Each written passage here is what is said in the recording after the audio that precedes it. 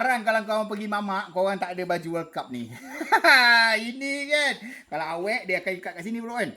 Oh, baru seksi kan. Kalau aku ikat kat sini, melambak perut keluar.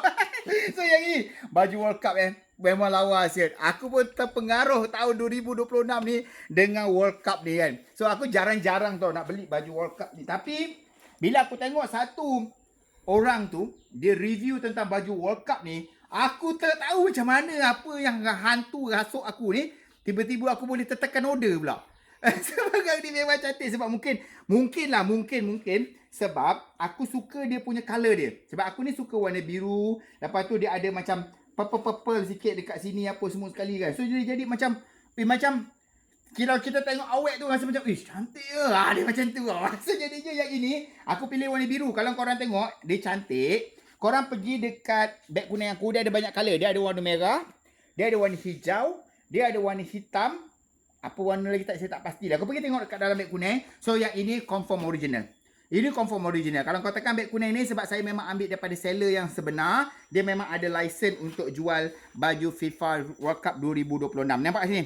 Okay, ini adalah tanda ada hologram original. So insyaAllah. So yang ini, saya ambil ni saiz apa ni? Saya ambil ni saiz 2SL. Nampak? Saya ambil saiz 2SL. Berat saya berapa? Berat saya sekitar dalam 92, 94, 95. Naik, makin naik ni. Tapi tak sampai 100 lah. Tak sampai 100. So jadinya saya pakai 2SL. Korang tengok berat tak sampai 100 tapi atas 90. Tak nak bagi jawapan yang tepat.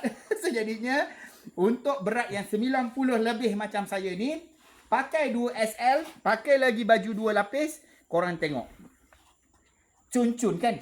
Cantik-cantik dia para siku dia. Cantik-cantik dia daripada belakang dia. Daripada sisi depan tepi ni. Dia ada teks lagi FIFA dekat sini. Depan ni ada macam ni. So kalau kau pergi mamak, tengok World Cup, pakai baju macam ni, baru ada gaya barulah penyokong tegar World Cup.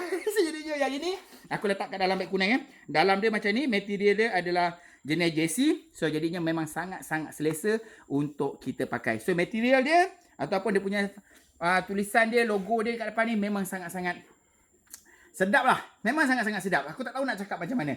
Alright, so yang ni saya letak kat dalam beg kuning so jadinya kita tengok bola pakai baju ni Alright, so jadinya pergi kat dalam beg kuning saya. Assalamualaikum.